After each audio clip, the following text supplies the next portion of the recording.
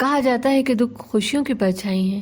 ایک چھوٹی سی بالکل سچی کہانی سنیے۔ بات کچھ سال پرانی ہے۔ ایک بچی کے پیرنٹس بڑے پریشان تھے کیونکہ بچی کا ایڈمیشن منچاہے اسکول میں نہیں ہو پا رہا تھا۔ ایک دن بچی کے فادر کا چھوٹا سا ایکسیڈنٹ ہو گیا۔ حالانکہ ایکسیڈنٹ تو بہت خطرناک تھا، لیکن شکر ہے کوئی بڑا حادثہ نہیں ہوا۔ بچی کی ماں کی زبان سے اپنے ہسبینڈ کے ایکسیڈنٹ کی خبر سن کر جو پہلا سینٹنس نکلا وہ اس طرح تھا: آج کل بچی کے ایڈمیشن کو لے کر یہ بہت پریشان رہتے ہیں، بہت ٹینشن میں رہتے ہیں، تھوڑے کھوئے بھی رہتے ہیں۔ پھر کچھ وقت کے بعد جہاں چاہا تھا وہاں ایڈمیشن ہو گیا، مٹھائیاں بھی بانٹی گئیں۔ ابھی 3-4 دن پرانی ہی بات ہے، بچی کی ماں کی اچانک طبیعت بگڑی اور طبیعت بہت زیادہ ہی بگڑی۔ ہاسپٹل لے جایا گیا۔ وہاں انہوں نے ڈاکٹر کو اپنی حالت بگڑنے کی وجہ بتائی۔ بچوں کی آن لائن کلاسز کی وجہ سے بہت محنت کرنا پڑ رہی ہے، نیند پوری نہیں ہو پا رہی، وغیرہ وغیرہ۔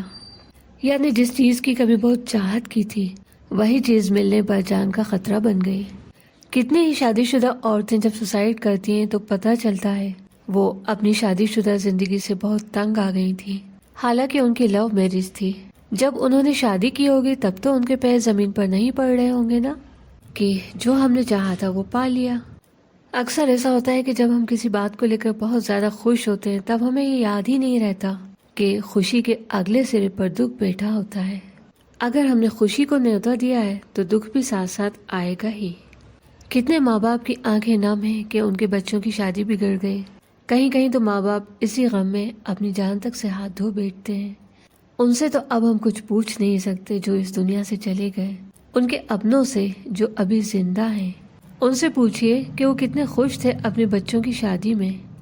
کوئی اپنے بچوں کے بگڑ جانے سے پریشان ہے، جبکہ انہوں نے بھی بڑا جشن منایا ہوگا اپنے بچوں کی پیدائش پر۔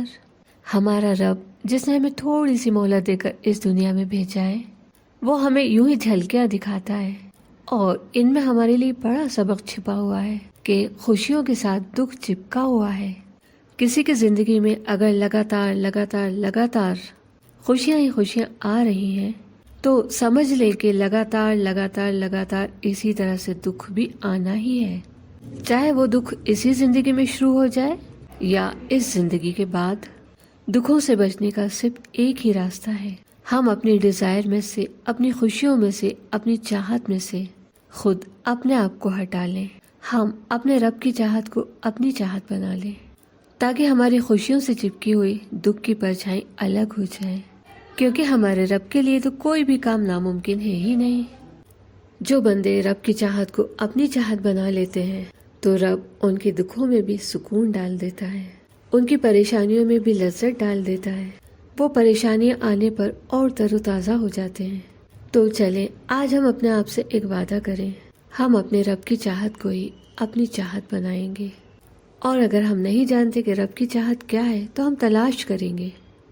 اور یقین رکھیں، ہم سب اس بات کا یقین رکھیں، جہاں چاہ ہوتی ہے وہاں راہیں بھی اپنے آپ بنتی چلی جاتی ہیں۔